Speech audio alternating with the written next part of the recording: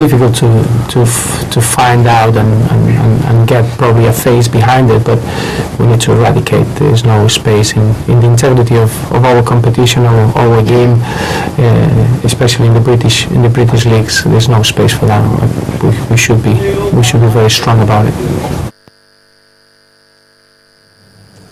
I like his words. We should be very strong about it. No matter which part of the world you come from, match fixing is bad.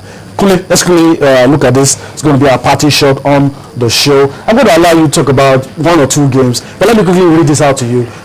You take that time and pick out your star matches. Okay. Aston Villa will take on Sunderland. Cardiff, maybe our own boy might be playing. We'll take on league leaders Arsenal. Everton will take on Stoke City. That stands out for me. Norwich will take on Crystal Palace. West Ham United will take on Fulham. Newcastle United will take on West Brom. These are some of the matches that will be played tomorrow. On Sunday as well, there are some other matches that will be played. Maybe we'll bring that to you later. The bigger Chelsea will be Tottenham Hotspur against Manchester United, and it's going to be, for me, is the biggest in the English Premier League for this week. You remember that Spurs have been not been so good so far at the beginning of this season. For almost lost last they've been so poor, and people are already talking. Well, let's talk about Arsenal a little. Yeah, they get a chance to extend their lead to 7 points on the table. They play tomorrow. All the others will be playing on Sunday. They are nearest rivals. Of course, and they have a very good chance against. Do you see them extending that lead? It's going to be very tough. Cardiff City defeated Manchester City. And of course, they also played out a last week. So that's going to tell you the quality in depth in their disposal. So against Arsenal, it's going to be all fireworks. And of course, Jack Wilshere and all the other players, Ramsey, the former player of Cardiff City, have said, they said they want to extend the lead and get the 3 maximum points. We wait to see how it goes, but of course, we want to say Arsenal should be able to cut away with the 3 maximum points. Okay, well, he's an Arsenal fan, and you can understand why he's saying what he just said. But that's how we're going to wrap things up on the show this lovely Friday morning. We urge you to join us later tonight for Sports Tonight, and of course, join us next week. We'll leave you with highlights from the German Bundesliga.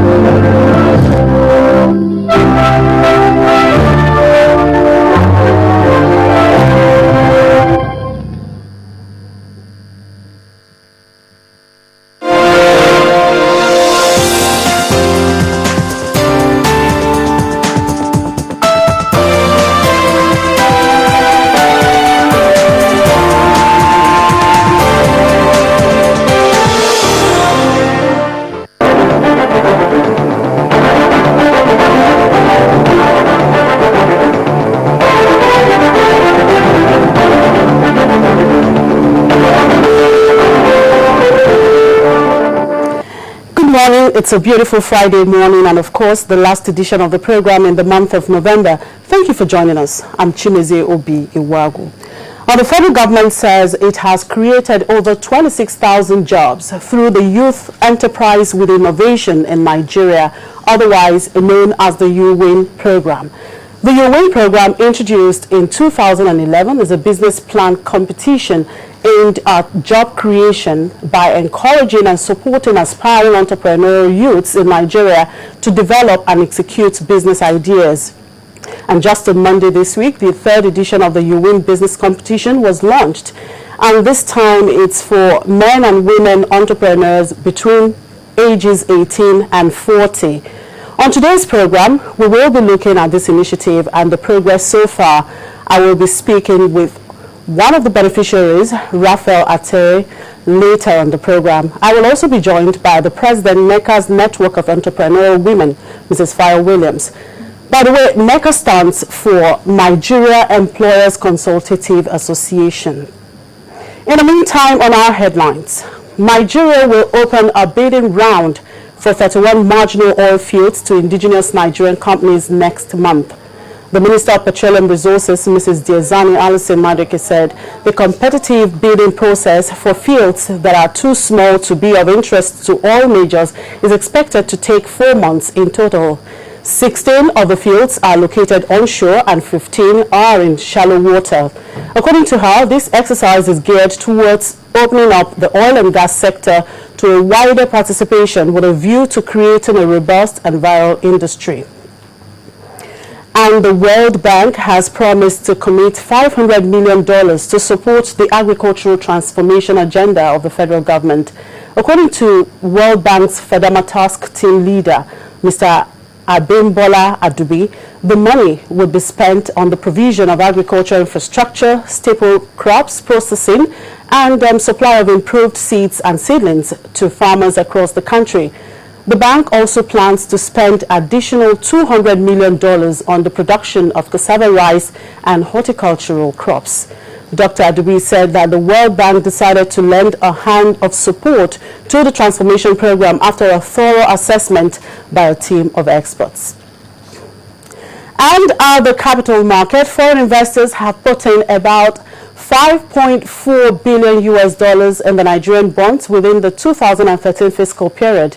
This is according to the Director General of Securities and Exchange Commission, Ms. Arima Oti. She said this at the third annual capital market retreat in Abuja, tagged Actualizing Nigeria's Economic